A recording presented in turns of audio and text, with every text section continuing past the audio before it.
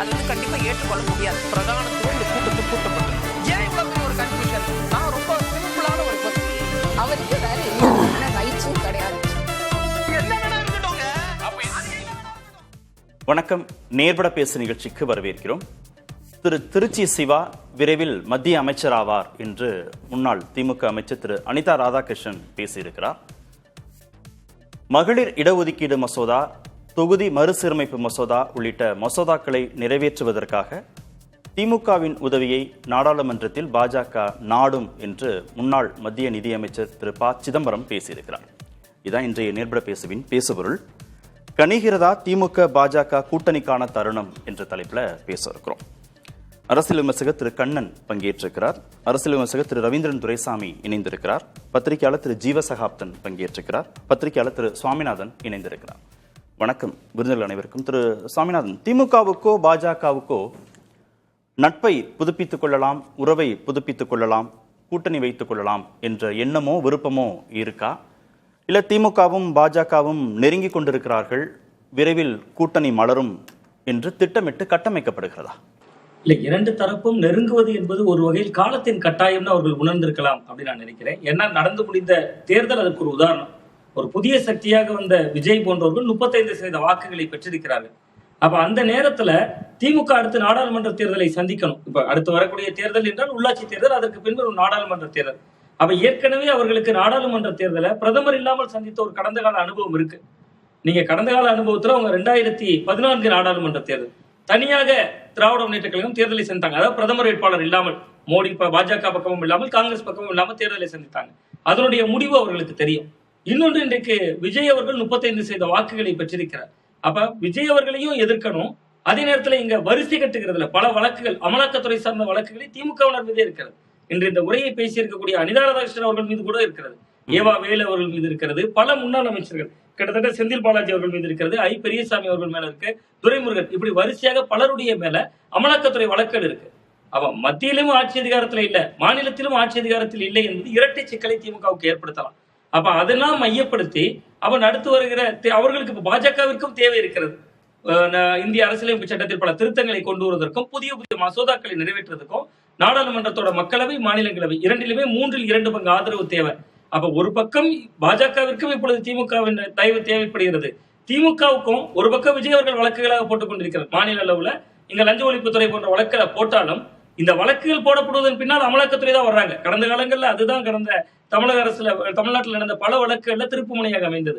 So அப்ப அந்த இடத்துல இப்ப திமுக சில சாமர்த்திய காய நகர்த்தலாக கூட இதை எதிர்கொள்ளலாம். இல்லாம அனிதா ராதாகிருஷ்ணன் போன்ற சீனியர்கள் அப்படி பேசுவதற்கான வாய்ப்பில்லை அப்படிதான் நான் பாக்குறேன். அதுவும் குறிப்பிட்டு ஒரு நபரை சொல்கிறார். திருச்சி சிவா அவர்கள் மத்திய அமைச்சர் ஆவார் என்கிறார். அவர் 6வது முறை மாநிலங்களவை உறுப்பினராக இருக்கக்கூடியவர். எத்தனையோ பேர் இருக்கும் பொழுது ஒரு மிக குறிப்பாக திருச்சி சிவா அவர்களை மட்டும் அவர் சொல்ல வேண்டியதனுடைய நோக்கம் என்ன வந்தது? ஒன்று. இன்னொன்று, மக்களவையில 22 எம்பிக்கள் இருக்காங்க. அவர் மக்களவையிலிருந்து யாரையும் அந்த வார்த்தையை சொல்லல. மாநிலங்களவையில தான் அவர்களுக்கு இப்பொழுது ரொம்ப முக்கியமா பெரும்பான்மை தேவைப்படுகிறது. அப்ப அவர் மாநிலங்களவையில் இருக்கக்கூடிய திமுகவினுடைய ஒரு முக்கியஸ்தரை, அதாவது 6வது முறை, அவர் 6வது முறையாக இன்றைக்கு மாநிலங்களுக்கு 2026 தேர்வு செய்யப்பட்டவரை ரொம்ப குறிப்பாக சொல்கிறார் என்றால், திரைமறைவுல திமுக ஒரு பக்கம் இன்னொரு விஷயம் பேசுறாங்கல்ல, 6 மாதங்கள்ல தேர்தல் வந்துரும், 6 மாதங்கள்ல தேர்தல் வந்துரும், ஒருவேளை ஒரே நாடு ஒரே தேர்தல் மசோதா வருவதை நம்பலாம். அப்படி பல விஷயங்களுடைய அரசியல் கணக்கில் திமுகவுக்கு இருக்கலாம். ஒரு குறைந்தபட்ச செயல் திட்டம் வகுக்கலாம். நீங்க இன்னைக்கு தொகுதி மறுவரையறையும் ஒரு மசோதாவாக இருக்கும் அப்படின்னு ப சிதம்பரம் போன்ற சீனியர்கள் சொல்றதன் வழியா தொகுதி மறுவரையறையில தமிழ்நாட்டுக்கு எந்த பாதகமும் இருக்கக்கூடாது, அந்த குறைந்தபட்ச செயல் திட்டத்தோட ஆதரிக்கிறோம், அது ஏற்றுக்கொள்ளக்கூடிய காரணமாக கூட மாறிவிடலாம். சோ அப்ப அந்த கணக்கு திமுகவுக்குள் இருக்கிறது. அதுதான் இப்பொழுது வெளிச்சத்துக்கு வருது நான் பாக்குறேன். ஏன்னா பேசுபவர் அனிதா விஜயும் அவரு கிட்டத்தட்ட திரு விஜயும் திரு அண்ணாமலையும் பாஜகவின் இரட்டை குழந்தைகள் அப்படின்னு திமுகவுடைய முரசொலி விமர்சிக்குது. ஆளுநர் ஆய்வு செய்ய போனா எதிர்க்கிறாங்க. துணைவேந்தர் நியமனத்தில் யூஜிசி பரிந்துரை செய்த நபர் குழுவில் இடம்பெறக்கூடாது அப்படின்ற தன்னுடைய நிலைப்பாட்டில் உறுதியாக இருக்காங்க. இந்தி திணிப்புக்கு எதிரான நிலைப்பாட்டில் உறுதியாக இருக்காங்க. மும்மொழி கொள்கைக்கு ஆதரவான நிலைப்பாட்டில் இருக்காங்க. இவ்வளவையும் செஞ்சுட்டு இப்போ நடக்கிற இந்த விஷயங்கள் எல்லாவற்றையும் தாவேக்கா கடுமையாக எதிர்க்கலை அப்படின்ற குற்றச்சாட்டை வைத்துக்கொண்டு நேசக்கரம் நீட்ட முடியுமா பாஜகவோடு திமுகவால? இல்ல, நீங்க அரசியலை பொறுத்தவரை இன்றைய களச்சூழல்ல பாஜகவுக்கு அனுசரணையாக விஜய் அவர்கள் இருக்கிறார் என்பது இன்றைக்கு திமுகவை உயிர்ப்போடு வைத்திருப்பதற்கு உதவும். நீங்க இப்படியே தேர்தலை சந்திக்கணுமே. நீங்க அடுத்து வருகிற நாடாளுமன்ற தேர்தலோ வேறு ஏதோ ஒன்றை சந்திக்கணுமே. சந்திக்கிற பொழுது நீங்க அவர்கள் ரொம்ப முக்கியமா ஒரு பிரதமர் வேட்பாளரை காட்டுற அந்த கட்சியினுடைய எதிர்காலத்தோடு சம்பந்தப்பட்டதா இருக்கு. தலகர்த்தர்கள் மீதான வழக்குகள் இருக்கு. அது ஒரு நெருக்கடியாக அவர்களுக்கு இருக்கு. அந்த நேரத்துல தான் நீங்க அதிமுகவின் மீது தொடர்ந்து வைத்த விமர்சனம் தான். அவர்களை மிரட்டி அடிபணிய வைத்திருக்காங்க. தமிழ்நாடு வெர்சஸ் டெல்லி, டெல்லிக்கு எப்பொழுதும் தலைகுனிய மாட்டேன், பல விமர்சனங்கள் சொன்னாலும் அந்த குறைந்தபட்ச செயல் திட்டம் அப்படிங்கிறது வந்து அவர்களுக்கு ஒரு வகையில் கை கொடுக்கலாம். ஆனா நீங்க சொல்ற மாதிரி இன்னைக்கு திமுக ஒருவேளை பாஜக அணியில் இடம்பெற்றால் கூட கிரவுண்ட்ல ஜெல் ஆகுமா, அதெல்லாம் பெரிய கேள்விக்குறியாகலாம். ஆனா நமக்கு கையில இருக்கக்கூடிய ஒரு தரவு என்னன்னா, நடந்து முடிந்த தேர்தலில் 35% வாக்குகளை விஜய் அவர்கள் பெற்றிருந்தாலும், அவ்வளவு பலமாக விஜய் அவர்களுடைய காற்று வீசி இருந்தாலும், திமுகவோ அதிமுகவோ 23, 21 என்கிற தங்களோட சதவீத வாக்குகளை தக்க வச்சிருக்காங்க. நான் இதை வெறுமனே திமுகவோடு மட்டுமே தொடர்பு படுத்தி பார்க்கல. திமுக ஒருவேளை அணி சேர்ந்தாலும் அதிமுகவும் இருக்கும். அப்படியான ஒரு எண்ணத்தை தானே உருவாக்கிட்டாங்களா ஆல்ரெடி. நீங்க ஒருவேளை அவர் பாஜக முயற்சி எடுத்தது, திமுகவும் அதிமுகவும் சேர்ந்து ஆட்சி அமைக்க முயற்சி செய்தார்கள். திமுகவே அந்த நேரத்தில் என்ன பேசினாங்க? திமுகவும் அதிமுகவும் சேர்ந்தால் என்ன தப்பு, நாங்க 2 பேரும் வந்து திராவிட கட்சிகள் தானே, இணைந்தால் என்ன தப்பு, அந்த டோன் எடுக்காரு. இல்ல இதெல்லாம் நாடாளுமன்ற தேர்தலை முன் வச்சா இந்த பேச்செல்லாம் வருது. தமிழ்நாட்டுல ஒரு மாற்றம், தமிழ்நாட்டுல ஒரு புதிய ஆட்சி அமைப்பதற்கான சூழல் உருவானால் அதிமுக திமுக கூட்டணின்னு பேசலாம். நாடாளுமன்ற தேர்தல் அப்படிங்கிறது திமுகவுக்கு இந்த முறை ரொம்ப முக்கியமான தேர்தலா? பாஜகவுக்கு அனுகூலமா செயல்படணும் அப்படின்னா அவங்க காங்கிரஸை பலவீனப்படுத்தினாலே போதும்ன்ற இடத்துல தானே திமுக நினைப்பாங்க. ஆமா, இல்ல கடந்த காலங்கள் வரையிலும் ஒரு 3வது அணி, அந்த 3வது அணியை பலப்படுத்தினாலே திமுகவுக்கு லாபம். ஆனா அந்த 3வது அணிக்கு பிரதமர் வேட்பாளர் இல்லாமல் தமிழகத்துல சந்திக்கிற பொழுது வெற்றி வாய்ப்புகள் எப்படி இருக்கும்? தேவையில்லையே, கேள்வி வரலாம். தேவையில்லை, அமலாக்கத்துறை வழக்கு இல்ல, தேவையில்லையே. 3வது அணிக்கு வெற்றி வாய்ப்பே தேவையில்லை. நீங்க அதிருப்தி வாக்குகளை பிரிச்சா போதுமே. அனுகூலம் பாஜகவுக்கு சேர்ந்துதான் பண்ணணும்னு இல்ல, சேர்ந்துதான் பண்ணணும்னு இல்ல. பாஜகவோட கூட்டணி சேர்ந்துதான் அனுகூலமா பாஜகவுக்கு செய்யணும், சாதகமான ஒரு சொல்ல உருவாக்கணும்னு இல்லையே. 3வது அணிக்கு ஜெயிச்சே தீரணும்னு ஒன்னும் இல்லையே. காங்கிரஸை பலவீனப்படுத்தினா போதுன்ற இடத்துல அவங்க 3வது அணியை வெற்றி பெற வைக்க முடியலன்னா கூட பரவாயில்ல, வாக்குகளை பிரிச்சா போதுமேன்ற. அது இந்தியாவின் மற்ற மாநிலங்கள்ல நடக்கும். தமிழ்நாட்டுல அண்ணாமலை போன்ற ஒரு தலைவர் நியமிக்கப்பட்ட போதும் பாஜகவோட உச்சபட்ச வாக்கு 11% தானே. அவ கிட்டத்தட்ட தமிழ்நாட்டுல 89% வாக்குகள் பாஜகவுக்கு எதிராக தானே இருக்கு. அவ எவ்வளவுதான் காங்கிரஸை பலவீனப்படுத்தினாலும் பாஜக இங்க வெற்றி பெறுவதற்கான சூழல் இருக்கா அப்படிங்கிற ஒரு கேள்விக்குறி வரும். அப்ப அது கிட்டத்தட்ட தாவேகா, ராகுல் காந்தி அப்படிங்கக்கூடிய அந்த கெமிஸ்ட்ரி ஒர்க் அவுட் ஆயிடுச்சுன்னா, அந்த கம்யூனிஸ்ட் இருக்காங்க, நீங்க விசிகா இருக்காங்க, ஒருவேளை இந்த அணியே தொடர்ந்ததுனால் சிபிஐ போன்ற கட்சிகளா எதிர்நிலைப்பாடு எடுக்கிறாங்க. பட் இது ஒரு மதசார்பற்ற அணிங்கிற முத்திரை வந்த பிறகு காங்கிரஸை டேமேஜ் பண்றதுங்கிறது திமுகவுக்கே பாதகமாக கூட முடியலாம். வெற்றி அவர்களுக்கு ரொம்ப முக்கியம். இன்னைக்கு மக்களவையில் இருக்கக்கூடிய 22 எம்பிக்களால தான் பாஜகவினுடைய கவனமே திமுக மீது. ஒட்டுமொத்த மதச்சார்பற்ற அணிங்கிற கிரெடிட்டை தாவேகாவுக்கு கொடுத்துட்டு திமுக பாஜகவோடு மதச்சார்பான அணி அப்படின்னு கட்டமைச்சுக்க விரும்புமா? இல்ல, மதசார்பற்ற அப்படிங்கக்கூடிய வார்த்தையினுடைய வீரியம் இழந்து விட்டதுன்னு நான் பாக்குறேன் தமிழ்நாட்டு அரசியல். அதுக்கு உதாரணம் வந்து நடந்து முடிந்த சட்டமன்ற தேர்தலிலேயே நீங்க கிட்டத்தட்ட களத்தில் இல்லாதவர்கள் அப்படின்னு சொன்ன விஜய் அவர்களுக்கு பாஜக ஒரு சீட்டு தான் ஜெயிச்சிருக்கு. ஆனா பாஜகவை வீரியமாக எதிர்த்த திராவிட முன்னேற்ற கழகம் 59 இடங்கள் தானே ஜெயிச்சிருக்காங்க. நீங்க பாஜக எதிர்ப்பு தாவேகாவை விட 10 இல்ல 100 மடங்கு அதிகமா தமிழக வெற்றி கழகத்தை விட பாஜகவை எதிர்த்தவர்கள் திமுகவினர் தான். ஆனா நீங்க ஒரு அரசியல் கட்சியாக அவர்களுக்கு ஒரு லாபம் இருந்தது, அதனால எதிர்த்தாங்க. 29 வந்து மோடி வேணுமா ராகுல் வேணுமா நடக்க போற தேர்தல். 29 மோடி வேணுமா ராகுல் வேணுமான்னு நடக்க போற தேர்தல். 26 தேர்தலுக்கான களம் அங்க இல்ல, அந்த தன்மை அங்க இல்ல, அப்போ மாறிடும். இல்ல சார், ஆமா, நான் என்ன நினைக்கிறேன்னா விஜய் அரசியல் வருகைக்கு பின்பு விசில் என்கிற சின்னம், விஜய் என்கிற முகம், அதற்கு வாக்களிக்கிற ஒரு பெருங்கூட்டம் உருவாயிட்டாங்க. அதனால நம்ம அந்த கடந்த காலங்களை போல நாடாளுமன்ற தேர்தல், சட்டமன்ற தேர்தல் என்று அணுகுகிற தன்மையில ஒரு பெரிய தொய்வு இருக்கு அப்படின்னு ஒரு உள்வாங்க. ஓகே, மோடி வேண்டுமா ராகுல் வேண்டுமான்ற அந்த தன்மையில 2029 தேர்தல் அணுகப்படாது. அப்போ ஒரு பிரதமர் வேட்பாளர் தேவை, தன்னை பொசிஷன் பண்ணிக்கிறதுக்கு பிரதமர் வேட்பாளர் தேவைன்ற அடிப்படையில் பாஜகவோடு திமுக இணக்கமாக போக வேண்டிய கட்டாயம் திமுகவுக்கு இருக்கு. தங்களுடைய மசோதாக்களை நிறைவேற்றிக் கொள்வதற்கு திமுக உதவியை நாட வேண்டிய கட்டாயம் பாஜகவுக்கு இருக்கு. 2 பேரும் இந்த வின்-வின் சிச்சுவேஷன்ற இடத்துல அந்த புள்ளியில இணைகிறாங்களா? இல்லை, வெறுமனே 100 விழுக்காடு பவர் பாலிடிக்ஸ் அப்படிங்கிற ஒரு கான்செப்டில் பார்த்தா அப்படி யோசிக்க தோணும். ஆனால் திமுக அப்படி ஒரு முடிவு எடுத்துச்சுன்னா அதோட அடித்தளம் அதோட காலியாயிரும்.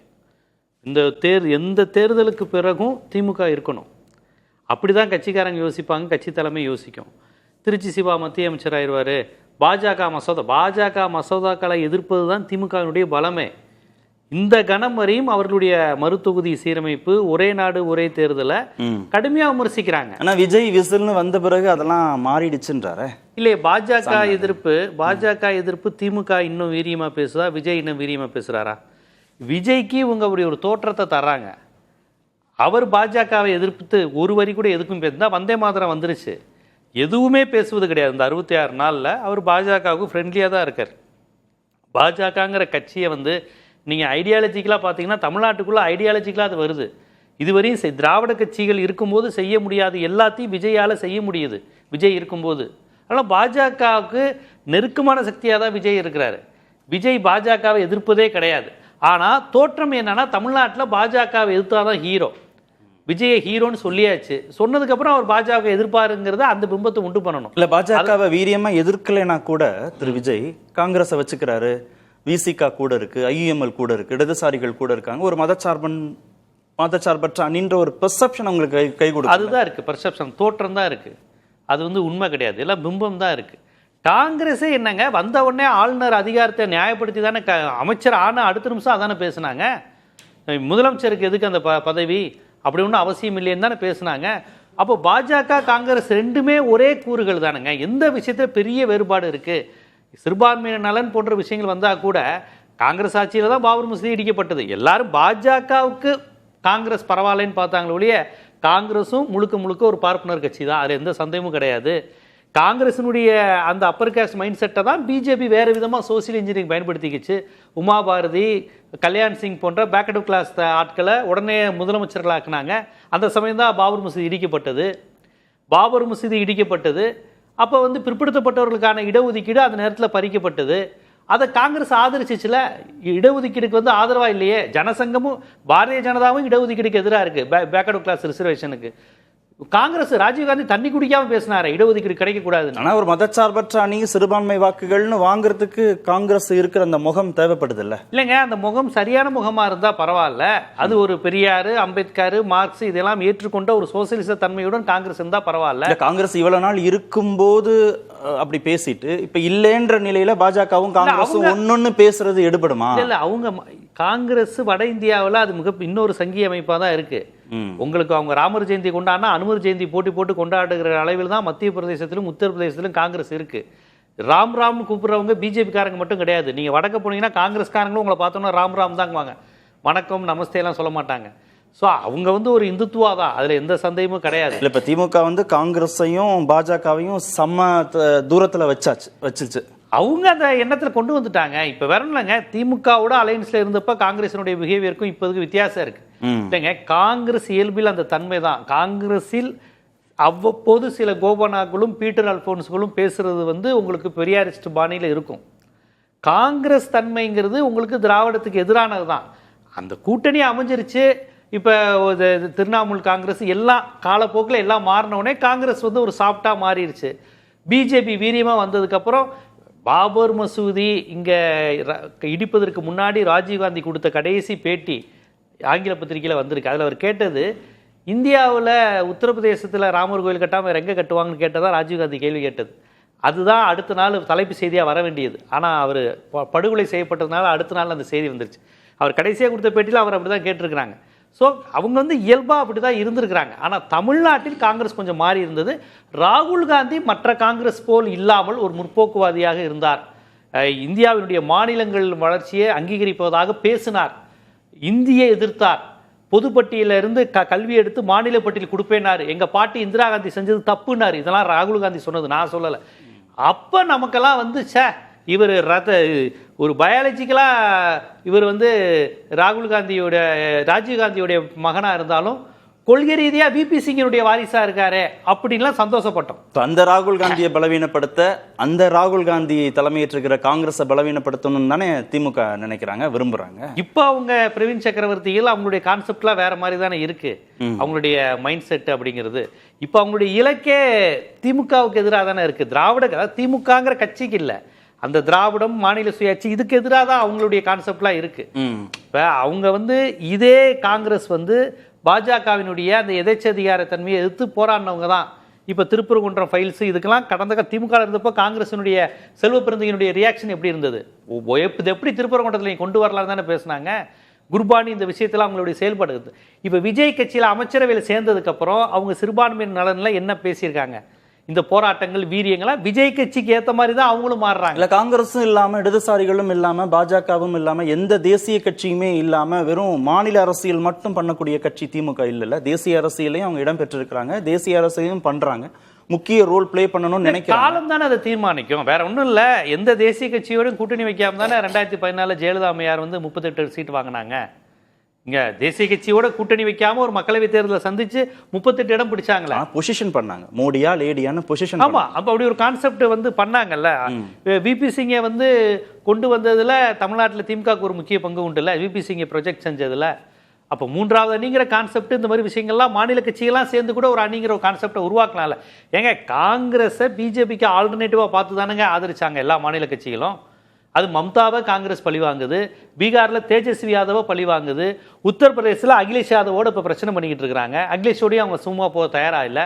அப்போ எல்லா மாநில கட்சிகளையும் அழிக்கணுங்கிற அதே பாஜக அஜெண்டா தானே காங்கிரஸுக்கு இருக்கு. மாநிலங்கள் அப்படிங்கிற கான்செப்டுக்கு ரெண்டு பேருமே எதிரானவங்க தாங்க. அவங்க மொழி வழி மாகாணம்ங்கிறதையும் அவங்க ஏற்றுக்கொள்ளலை.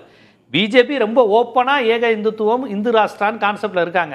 காங்கிரஸ் கொஞ்சம் அட்ஜஸ்ட் பண்ணுற மாதிரி போனாலும் உள்ளுக்குள்ளே அவங்களுக்கும் தன்னை தவிர இன்னொரு கட்சிங்கிறது விரும்புறது கிடையாது. சுதந்திரம் கிடைச்சதுக்கு அப்புறம் அவங்களுக்கு ஃபார்வர்டு பிளாக்னு ஒரு கட்சி இருக்கிறது விரும்பலையே. அவங்க தேசிய கட்சிகளே இல்லாம மாநில கட்சிகளின் ஒருங்கிணைப்பில் மட்டும் தேசிய அரசியலை பண்ண முடியும்னு அப்படி விஷயத்தை தொடங்கி நகர்ந்துருச்சு. ஏன்னா ரெண்டும் அதே மாதிரி டோன்ல இருக்கும்போது வேற என்ன பண்ண, காங்கிரஸ் பிஜேபி ஒன்னாதான் இருந்தாங்க, ஒரே கான்செப்ட் தான். காலத்தின் போக்கில் பிஜேபி ஒரு பெரிய ஒரு புரூட்டல் மெஜாரிட்டி இந்த மாதிரிலாம் வரும்போது காங்கிரஸையும் சேர்த்து இடதுசாரிகளும் காங்கிரஸோட சேர்ந்துக்கிட்டாங்க, திராவிட கட்சிகளும் சேர்ந்துக்கிட்டாங்க. ஆனால் காங்கிரஸ் நான் காங்கிரஸாக தான் இருக்கிறேன், நான் ஒரு மாநில உரிமைகளை ஏற்றுக்கொள்பவராக இல்லை, எனக்கு ஒரு பிராமணிக்கல் மைண்டு உண்டு அப்படிங்கிற அந்த இடபிள்யூஎஸ் ஆதரிச்சாங்களா காங்கிரஸ், பிஜேபி இடபிள்யூஎஸ் எல்லாத்தையும் ஆதரிச்சாங்களா, இடதுசாரி சிபிஎம் அதே மைண்ட் செட் தானே, அவங்க ஆதரித்து தானே செஞ்சாங்க. ஆனால் தமிழ்நாட்டில் பாருங்க, இதே சிபிஎம் காங்கிரஸ் கூட கொஞ்சம் மைல்டாக தான் பேசுவாங்க. அதை தான் சொல்றேன், காங்கிரஸ் மற்ற தேசிய கட்சிகள்லாம் தமிழ்நாட்டில் அதனுடைய போக்கை கொஞ்சம் தளர்த்திக்கும். காரணம் தமிழ்நாட்டில் வீரியமான மாநில கட்சி இருந்ததுனால. திரு கண்ணன், மாநில கட்சிகளின் ஒருங்கிணைப்பே போதுமானது, தேசிய கட்சிகளுக்கு ஒவ்வாமை ஆயிடுச்சு திமுகவுக்குனா, அதுல காங்கிரஸோ பாஜகவோ எதுக்காக அவங்களுக்கு தேவைப்பட போறாங்கன்னு கேட்கிறாரு ஜீவா. இல்லை, நான் அப்படி நினைக்கல. 2014 ஜெயலலிதா அம்மையார் சாதித்த சாதனையை அவர் மட்டும்தான் செய்ய முடியும். அதே மாதிரி அந்த தேர்தலில் வந்து தனித்தனியாக எல்லாரும் போட்டி போட்டாங்க. காங்கிரஸ் தனியாக நின்றுச்சு, திமுக தனியாக நின்றுச்சு. அதனால் பாஜகவோட திமுக நெருங்குதுன்னு நான் சொல்ல வரல. ஏன்னா அப்படி நெருங்கிறதுக்கு அவங்களுக்கு இருக்கிற மிகப்பெரிய தடை வந்து இஸ்லாமியர் வாக்கு வங்கி. அது பெருமளவு இன்னைக்கும் திமுகவோட தான் இருக்குது. அதை அவங்க இன்னொரு தடவை இழந்துக்க விரும்பலை. 77 ஒரு தடவை அவர்கள் இழந்தார்கள்.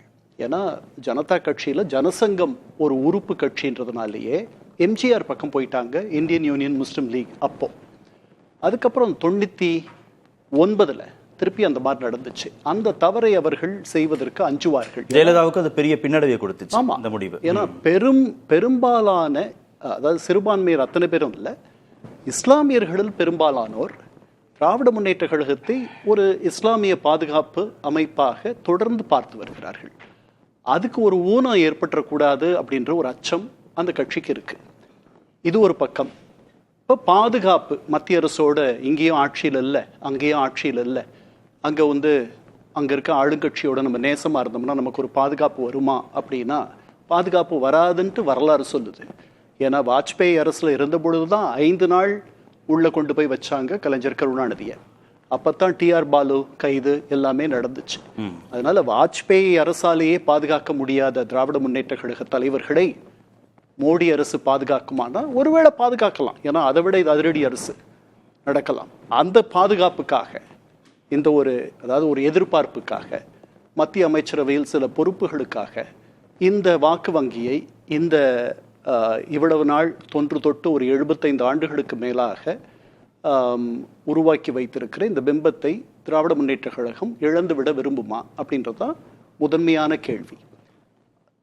திராவிட முன்னேற்ற கழகத்தினுடைய தலைவலி எங்கே ஆரம்பிச்சதுன்னா 2001 2006 வரைக்கும் உங்களுக்கு 72க்கு பிறகு தமிழ்நாட்டில் இருந்த காங்கிரஸ் கட்சியில் அந்த கட்சியை 2ஆக பிரிச்சுக்கலாம்.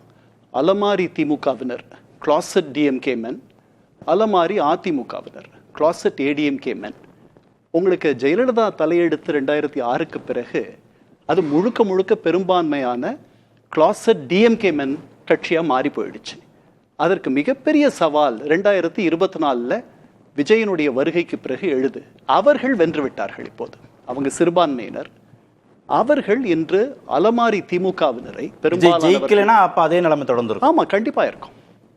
இதுதான் அவங்களுக்கு இருக்க சிக்கல். இஸ்லாமிய வாக்கு வங்கியை இழப்பதா, பிம்பத்தை இழப்பதா, காங்கிரஸ் கைவிட்டு போய்விட்டுச்சு. அவங்களுக்கு தாவேகா மேல காட்டிலும் காங்கிரஸ் மேல மிகப்பெரிய ஒரு அதிருப்தியும், ஏதோ முதுகலை குத்திட்டாங்க அப்படின்ற ஒரு எண்ணமும் இருக்கு, கோபமும் இருக்கு. அதனால அந்த அளவுக்கு போவாங்களா இந்த எதிரியை வீழ்த்துறதுக்காக, இந்த ஒரு தேர்தலுக்காக? அதுதான் சொல்றேன்.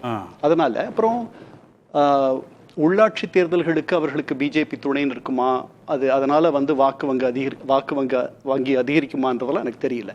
29 நாடாளுமன்றம் இன்னும் 3 ஆண்டுகள் இருக்கு.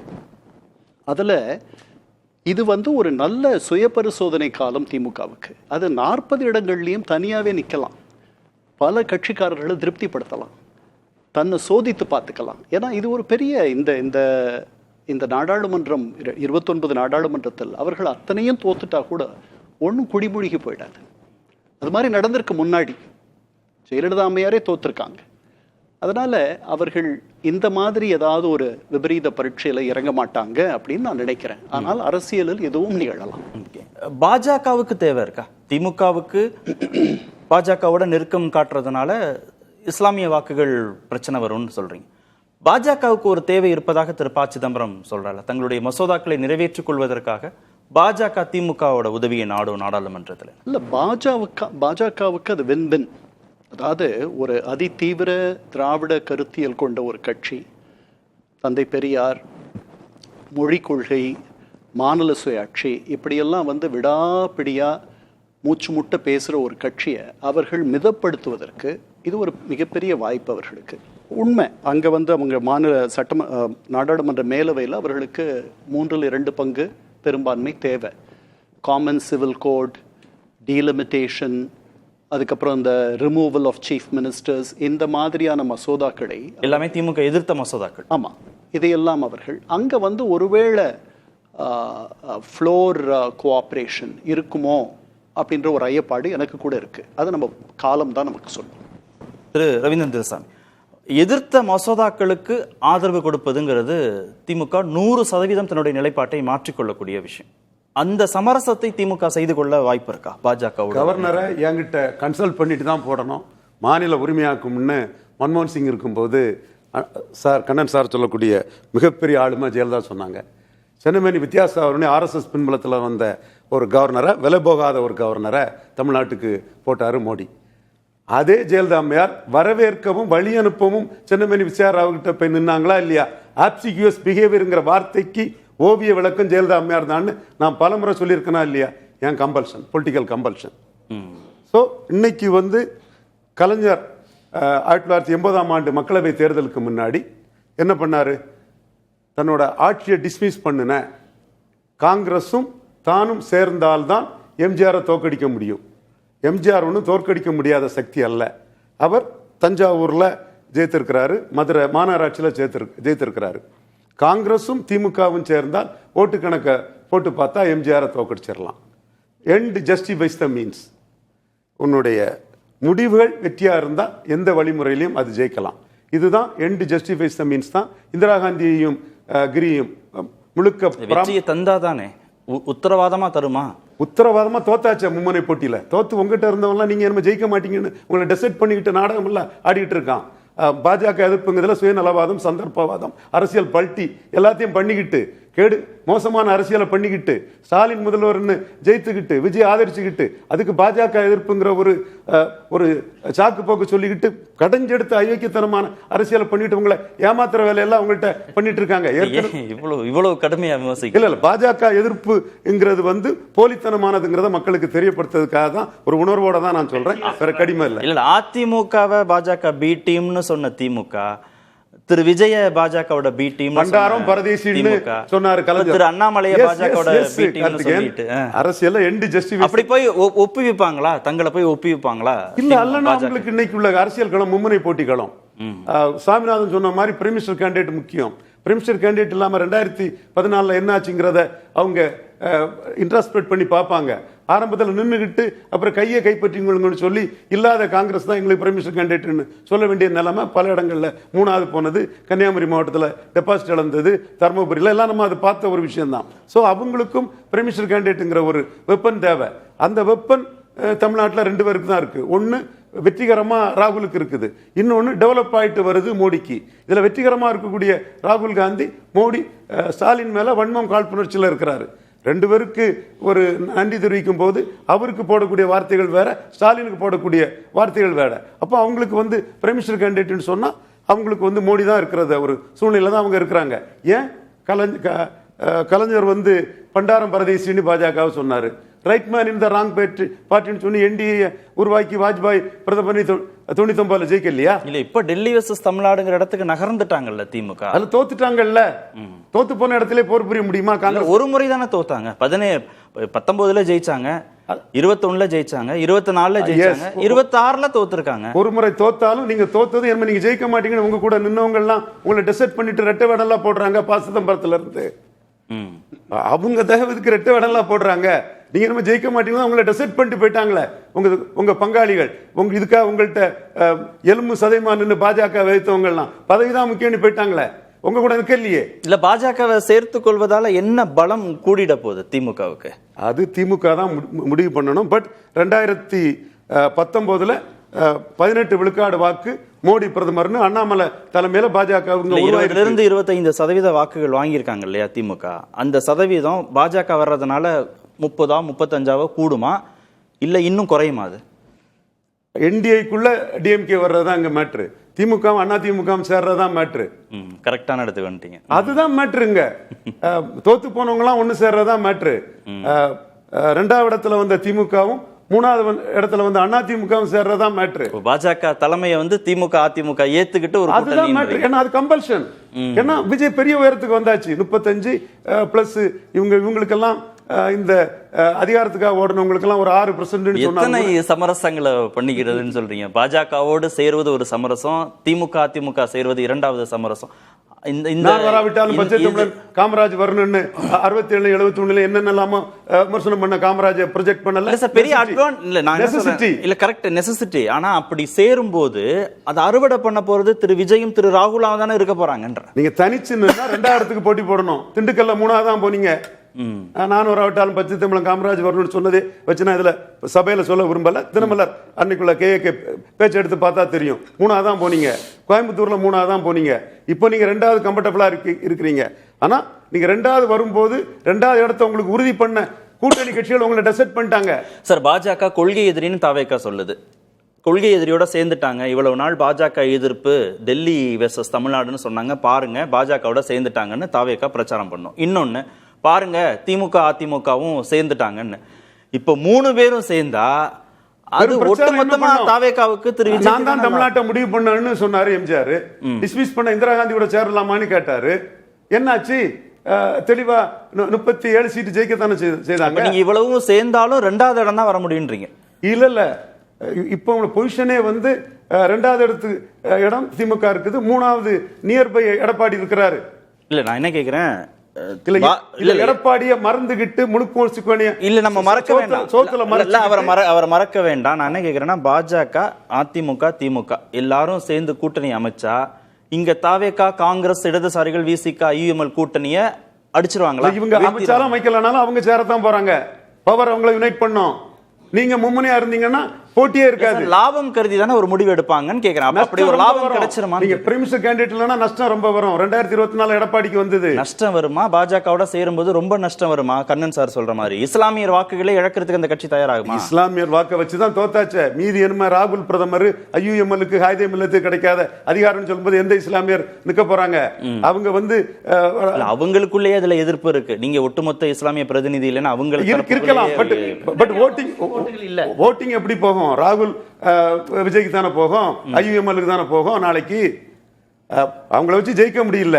எண்ட் ஜஸ்டிஃபைஸ் மீன்ஸ்னு மோடி பிரதமர்ங்கிறது இங்க 10 விழுக்காடுக்கு மேல ஓட்டு இருக்கு, 11 விழுக்காடு எல்லாரும் பார்த்தோம். சரி, இல்ல அதான் அவங்களுக்குள்ளேயே அதுல மாற்று கருத்துலாம் ஜவாஹிருல்லாலாம் மாற்று கருத்தெல்லாம் வச்சாரு. இல்ல இப்ப திமுக வெற்றி பெற்ற இடங்கள்லாம் முஸ்லிம்கள் கணிசமா இருந்த இடங்கள். இப்ப திருச்செந்தூர்ல அனிதா வெற்றி பெற்றதுக்கே காயல்பட்டினம் தான். அது வந்து அந்த அனிதா இருக்கும் தெளிவா இருக்கிறாரு, ரொம்ப தெளிவா இருக்கிறாரு. அததான் சொல்றேன், ஐஎம்எல்லோட இருக்கும்போது அவர் சொல்றாரு. ஐஎம்எல் இப்ப இல்ல, தாவேகா காயல்பட்டத்துல ஐஎம்எல் அப்படி ஒன்றும் பெரிதா கிடையாது. இயல்பாவே காயல்பட்டினத்துக்கு சாருக்கு நல்லா தெரியும், கலைஞர்பட்டினம்னு பேரு.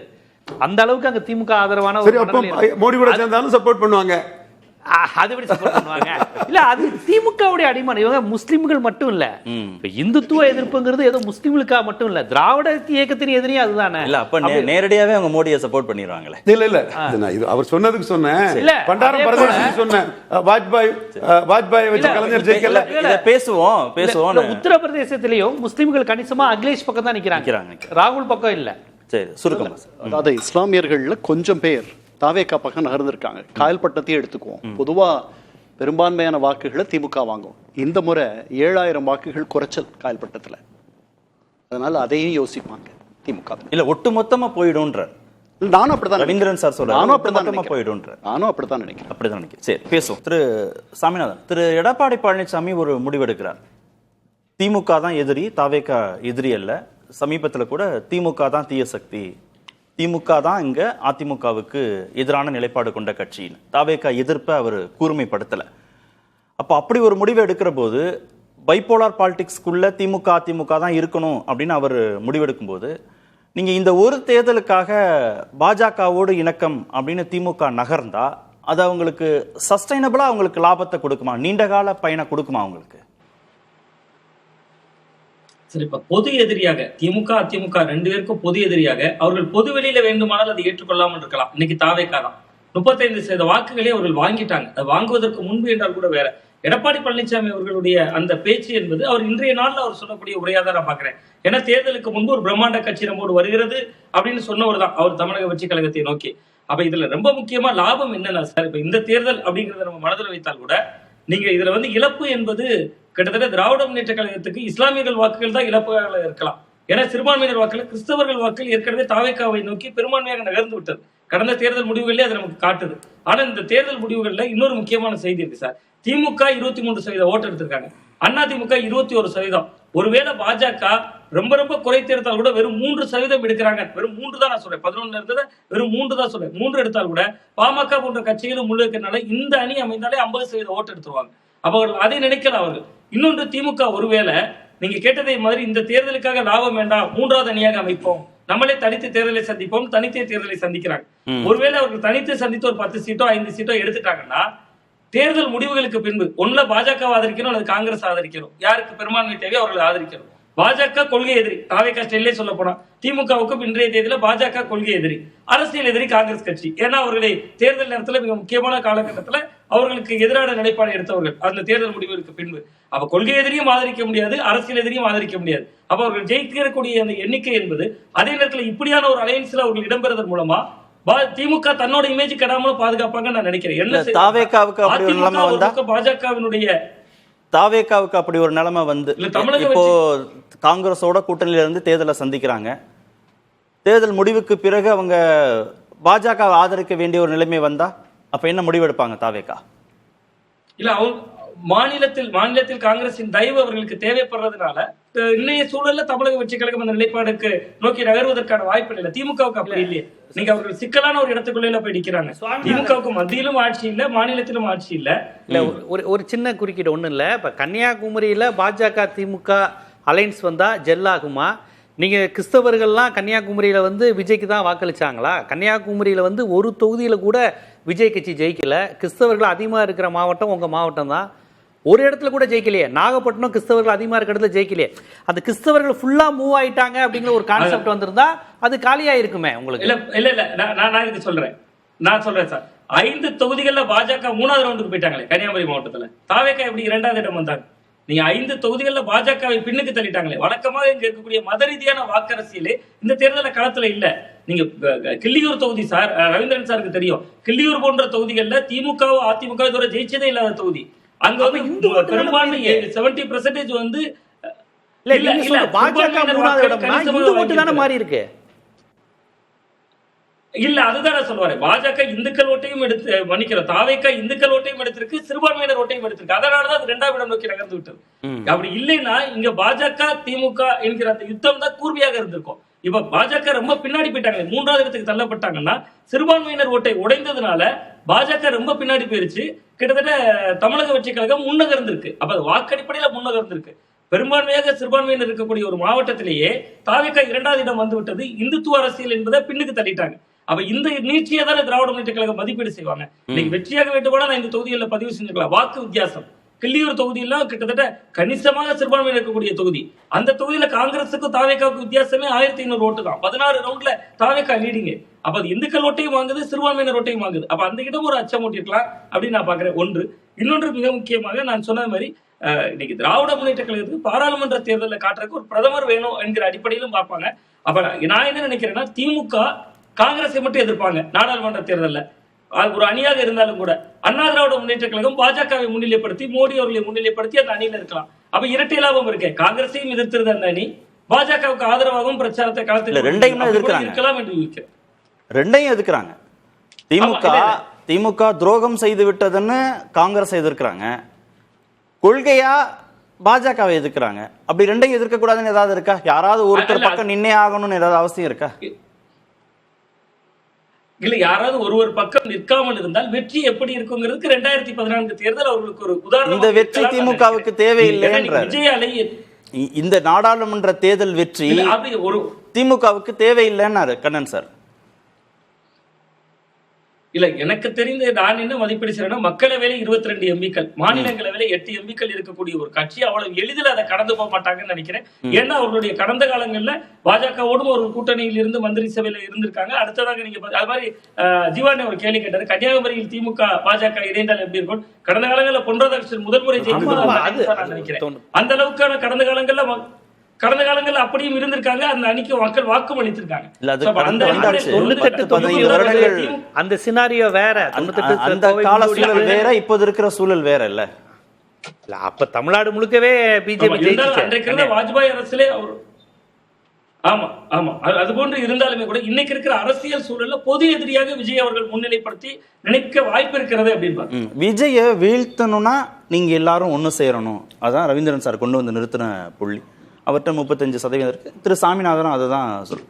திரு விஜயை வீழ்த்தணும், இல்ல விஜய் ராகுல் கூட்டணியை வீழ்த்தணும்னா எல்லாரும் ஒண்ணு சேரணும்னு சொல்றாங்களா? அதுதான் அரித்மெட்டிக்கா சரியா இருக்கிற இடமா? இல்ல, விஜய் ராகுலை வீழ்த்துவது ஐடியாலஜிக்கலா திமுகவுடைய முதன்மை இலக்கு கிடையாது. திமுக சுயமரியாதை இயக்கம் தொடங்கின காலத்துல இருந்து அவங்களுக்கு எதிரிங்கிறது இந்துத்துவம் தான்.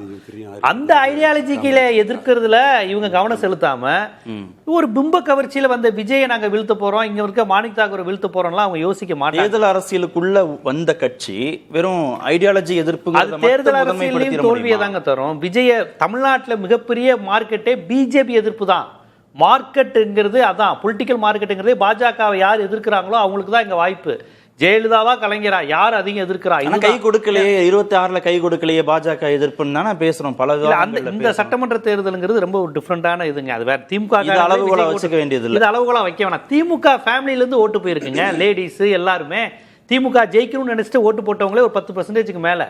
அவங்க யாரும் விஜய்க்குன்னு ஓட்டு போடல, அது ஒரு ஜாலிக்கு அந்த மாதிரி போட்டு விட்டாங்கன்னு வச்சுக்கோங்களேன். அதனால இதை நீங்க ஒரு அளவுகோலா நம்ம அடுத்த அப்படியே கண்டினியூ ஆகும்லாம் நம்ம சொல்ல முடியாது. ஆனால் நீங்க பாஜகவோட கூட்டணி வச்சா விஜய் உண்மையிலேயே லீடர் ஆயிருவார். வேற வழியே இல்லை. இவர் ஒருத்தர் தான் பிஜேபி எதிர்க்கிறாரு.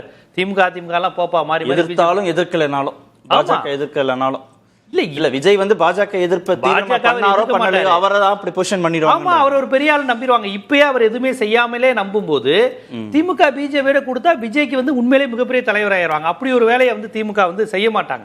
நீங்க நல்லா கவனிச்சு பாருங்க. பாஜகவினுடைய அடிப்படை கொள்கையை காங்கிரஸை விட திமுக மாதிரியான மாநில கட்சிகள் தான் அதிகம் எதிர்த்தது, இடதுசாரிகள் தான் எதிர்த்தாங்க.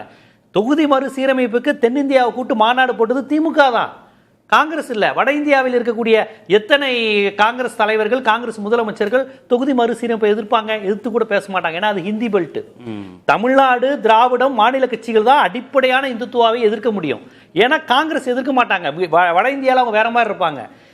ஒரே நாடு ஒரே தேர்தலையே தமிழ்நாடு அளவுக்கு வேற யாருங்க எதிர்த்தா? வேற யாருமே எதிர்க்கல. அதனால பாஜகவினுடைய அடிநாத கொள்கையை எதிர்த்து நின்றவர்கள் வந்து திமுக போன்ற மாநில கட்சிகள் தான். ஓகே கண்ணன் சார், அப்ப அந்த கிராஃப்ல தாவேகா பாஜகவை எதிர்க்குதா, திமுக பாஜகவை எதிர்க்குதா? அப்படின்னா திமுக மேல இருக்காங்களோ தாவேகாவை விட? இல்ல, நான் அப்படி நம்பல. நான் முன்னாடி சொன்ன மாதிரி இஸ்லாமியர் வாக்கு வங்கியை இழந்துருவோமோன்ற பயம்தான். மற்றபடி மாநில சுயாட்சி, மொழி கொள்கை அதெல்லாம் ஒன்றும் சிக்கல் கிடையாது. அதெல்லாம் வந்து சமரசம் செஞ்சுக்கலாம். அந்த நேரத்தில் அப்படித்தான் இருந்திருக்கு. 17 ஆண்டுகள் மத்தியில் ஆட்சி பண்ணும் பொழுது மாநில சுயாட்சிக்காக ஒரு சின்ன துரும்பு கூட கிள்ளி போடலை. அதனால் அதெல்லாம் இஷ்யூ இல்லை. பிரச்சனை வந்து தங்களுடைய மரபு சார்ந்த ஆதரவு தளத்தை இழந்துருவோமோ அப்படின்ற ஒரு நிலை. இதை வந்து அவங்க அதை வந்து கடந்துட்டாங்கன்னா இந்த ஆதரவு தளம் நம்மோடவே இல்லை, நம்ம விட்டு நகருது. இல்ல வேற எதுல சமரசம் பண்ணிட்டாங்கன்றீங்க? இந்த திமுக கடந்த தேர்தல்களில் வெற்றி பெற்றதுலயோ கடந்த நாட்கள்லயோ எதுல சமரசம் பண்ணிக்கிட்டாங்க? பாஜகவோட எதுல சமரசம் பண்ணிக்கிட்டாங்க கொள்கை அடிப்படையில்? இல்ல, 5 ஆண்டுகள் கோத்ரா நடக்கும் போதெல்லாம் அவங்களோட இருந்தாங்களே. இல்ல இந்த ஸ்டாலினுக்கு பிறகான இல்ல இது வந்து தீவிர 2014க்கு பிறகு தீவிர பாஜக எதிர்ப்பை அவர்கள் கையெடுத்து அது வந்து அவங்களுக்கு உதவியா இருந்துச்சு. அது தேர்தல் வெற்றிகளை தந்துச்சு. போன தேர்தலில் அது வெற்றியை தரல. 29 தேர்தலில் பாஜக எதிர்ப்பு என்பது முக்கியமாக தமிழகத்தில் பார்க்கப்படுமா அப்படின்றதே ஒரு கேள்வி. இல்லைன்னு நான் நினைக்கிறேன். நான் நினைக்கிறேன் விஜய்க்கு பெருமளவு ஒரு ஆதரவு காற்று வீசும். எப்படி ஜெயலலிதா அம்மையாருக்கு வீசுச்சோ 2014 அந்த மாதிரி தான் வீசும்னு நினைக்கிறேன். அவங்க சொல்ற மாதிரி எல்லாரும் அப்போ அவர் பொசிஷன் பண்ணுவாருன்றீங்க? கண்டிப்பா. மோடிக்கு எதிராக இல்ல, அவர் அப்படி பண்ண மாட்டார் சொல்றாரு. அவர் அப்படி பண்ண மாட்டார். இல்ல, ராகுல முன்னிறுத்துவாரா மாட்டாரா? நான் பண்ண மாட்டாருன்னு நினைக்கிறேன். அவர் நல்ல அரசியல் பண்ணணும். ராகுல விட்டுற மாட்டாருன்றீங்க? இல்ல, ராகுல் முன்னிறுத்த மாட்டாரு. பிரதமர் வேட்பாளராக ஸ்டாலின் அவர்கள் செய்த தவறை இவர் செய்ய மாட்டார்னு நான் நம்புறேன். போய் ஈஷிக்க மாட்டார். என்ன அவருடைய சொந்த பிம்பத்தில் நீங்க எப்படி அந்த ஜெயலலிதா பெற்ற வெற்றியை எப்படி நீங்க கல்டிவேட் பண்ண முடியும்? பாஜக எதிர்ப்பை நீங்க எந்த எதிர்ப்பும் தேவையில்லை அவருக்கு. இப்ப என்ன பெரிய அவரே சொன்ன மாதிரி இப்ப என்ன பெருசா எதிர்த்துட்டா இருக்காரு? எங்கெல்லாம் சட்டமன்ற தேர்தல்ல எங்க எதிர்க்கணுமோ அங்க எதிர்ப்பார், எங்க எதிர்க்க வேண்டாமோ அங்க எதிர்க்க மாட்டார். திரு ரவீந்திரன், ராகுல கூட வச்சுக்கிட்டாலும் வச்சுக்கலனாலும், மோடியை எதிர்த்தாலும் எதிர்க்கலைனாலும் திரு விஜய்க்கான செல்வாக்கு ஒன்றும் குறைய போறது இல்லைன்னா இவங்க சேர்றதுனால என்ன லாபம்? திருமாவளவனுக்கு போர் பொலிட்டிக்ஸே விஜய் அட்ரஸ் பண்ண முடியாம இருக்கிறாரு. அப்படி இருக்கும்போது அவரு ராகுல பிரைமினிஸ்டரா சொல்லி தான் நிற்பாருன்னு நான் கருதுறேன். என்னோட கருத்து. அவர் கருத்து நாளைக்கு அவர் சொன்னது கூட சரியா வரலாம். என்னோட கருத்து திருமாவளவனுக்கு போர் பொலிட்டிக்ஸை கூட அட்ரஸ் பண்ண முடியாம அதை ஸ்டேட்டஸ் கோவை கொண்டு போகக்கூடிய நிலைமையில இருக்கு. ராகுல சொல்லாம அப்புறம் காங்கிரஸோட ஏன் கூட்டணின்னு ஒரு கேள்வி வராது? ராகுல தான் சொல்லுவாரு, நான் சொல்றேன். ராகுல சொல்லுவாருன்றீங்களா? ஆமா, அப்ப கண்ணன் சார் தான் சொல்ல மாட்டாருன்னு சொன்னாரு. இல்ல, திரு ஸ்டாலின் முன்னிலைப்படுத்தினால இவர் தான் அடுத்த பிரதமர் வேட்பு அப்படிலாம் சொல்ல மாட்டாருன்றாரு. அவ்வளவு முக்கியத்துவம் கூட்டணி வச்சாலே இங்க அதுதான் அர்த்தம். அதுல எந்த மாற்றமும் இல்லை. இப்போ ஜெயலலிதா வந்து தன் வாழ்நாளிலே ஒரே ஒரு முறை தான் வந்து எங்கள் பிரதமர் வாஜ்பாய், உங்கள் பிரதமர் யாருன்னு இன்னொருத்தரை முன்னிறுத்தி கண்டஸ்ட் பண்ணாங்க 98. அப்போதான் கன்னியகுப்த பிராமினான வாஜ்பாய் அணியை வந்து தோத்து போன ஜெயலலிதா, பர்கூரில் தோத்து போன ஜெயலலிதா அடல்ஜியை முன்னிறுத்தி தமிழ் மண்ணில் வெற்றியை வந்து 98 பெற்றாங்க. அவர் அந்த வெற்றியை பெற்றதும் கலைஞர் வந்து வாஜ்பாயை பிடிச்சுக்கிட்டாரு. இப்போ வந்து மோடிக்குன்னு ஒரு வாக்கு வங்கி இங்க இருக்குது. அதுதான் உண்மை நிலைமை. இப்போ மோடியை முன்னிறுத்தி ஒரு அணி இங்க திமுக இல்லாம கட்டமைக்கப்பட்டுச்சு. அது 18 விழுக்காடு வாக்கு அண்ணாமலை எடுத்து காட்டியிருக்கிறாரு. அந்த ஓட்ஸ் வந்து மோடி பிரதமர்னு எண்ணம் கொண்ட வாக்காளர்கள். அதனாலதான் அண்ணாமலை மோடி கிட்ட நம்ம மோத முடியாது தன்னோட தேர்தல் களமாட்டு டெஸ்டிங் கிரவுண்ட் ஆட்டு 2031 அண்ணாமலை சென்ட்ரிக் எலெக்ஷன் ஆட்டு Vijay centric election 2026, Annamalai centric election 2031 வராரு. இந்த 2 நிர்பந்தமும் நம்ம சுவாமிநாதன் சொல்ற மாதிரி 35 என்னோட கணக்குப்படி கூட 6 40 விழுக்காடு மேல இருக்கக்கூடிய விஜய் எதிர்கொள்வதற்கும் 31 விஜய் மாதிரி வரக்கூடிய அண்ணாமலை சென்ட்ரிக் எலெக்ஷனை ஸ்கீம் பண்ணக்கூடிய அண்ணாமலை எதிர்கொள்வதற்கும் திமுகவும் அண்ணா திமுகவும் சேர வேண்டிய சூழ்நிலை இருக்குது. அப்படி ஒரு சூழ்நிலை 3 முறை மோடிக்கு கிடைக்காத ஒரு பொன்னான வாய்ப்பு. 4வது முறை மோடி தலைமை 40 சீட்டையும் ஸ்வீப் பண்ணக்கூடிய ஒரு வாய்ப்பை ராகுல் காந்தியை ஏற்படுத்தி கொடுத்த அந்த ஒரு தன்மை மலரலாம். இது என்னோட கருத்து. அந்த ஹெமிஸ்ட்ரி அப்படியே வாக்குகளா மாறிடணும். ஒவ்வொரு முறையும் ராகுல் காந்தி தான் மோடியை ஜெயிக்க வைக்கிறாரு. அதுல எந்த சந்தேகமும் கிடையாது. அவங்க தான் காங்கிரஸ் தான் ஜெயிக்க வைக்கிறாங்க. மாநில கட்சிகள் தான் பிஜேபி எதிராக போராடுறாங்க. காங்கிரஸ் கட்சி எங்க பிஜேபி எதிராக போராடுறாங்க? காங்கிரஸ் ஒருங்கிணைக்கலையே மாநில கட்சிகளை? அது ஒருங்கிணைக்கலையே. கரெக்டான கேள்வி கேட்டீங்க. எங்க ஒருங்கிணைச்சாங்க? மம்தா ஒருங்கிணைச்சாங்களா? கெஜ்ரிவால் ஒருங்கிணைச்சாங்களா? யாரை ஒருங்கிணைச்சாங்க? அவங்க யாரையுமே ஒருங்கிணைக்கலையே. சட்டமன்ற தேர்தல் எதுலையுமே அவங்க மாநில கட்சியில ஒருங்கிணைக்கலையே. அதனுடைய இதை தானே இப்ப திமுக கிட்டையும் பிரச்சனை. எல்லா மாநில கட்சியிலோடையும் பிரச்சனை பண்ணது ராகுல் காந்தி தான். சட்டமன்ற தேர்தல் வரும்போதும் நீங்க காங்கிரஸ் மாநில கட்சியாவே பாக்குற இந்த பெருந்தன்மை மாநில கட்சிகளுக்கு இல்ல. அதனால அவங்களுக்கு அந்த நெருடல் இருக்கு. அவங்களையும் தேசிய கட்சியா பார்த்து அவங்க விலகி நிக்கணும்னு நினைக்கிறாங்க. அந்த ஓட் பெர்சன்டேஜ் வேணும்ல சார்? பீகார்லயோ இதோ இல்ல வேணும்ல அவங்களுக்கு. அதை வச்சு தானே சார் அந்த மாநில கட்சி கொடுப்பாங்க சார். மாநில தேர்தல மாநில கட்சிக்கு தான் சார் முக்கியத்துவம் தரணும். அந்த பெருந்தன்மை காங்கிரஸுக்கு தான். சரி, நன்றி. நிகழ்ச்சியில் பங்கேற்ற அனைத்து நேர்பட பேசினர். அது வந்து கண்டிப்பா ஏற்றுக்கொள்ள முடியாது. பிரதானத்துவம் இந்த கூட்டத்துக்கு கூட்டப்பட்டது. ஏன் இவ்வளவு பெரிய ஒரு கன்ஃபியூஷன்? நான் ரொம்ப சிம்பிளான ஒரு அவருக்கு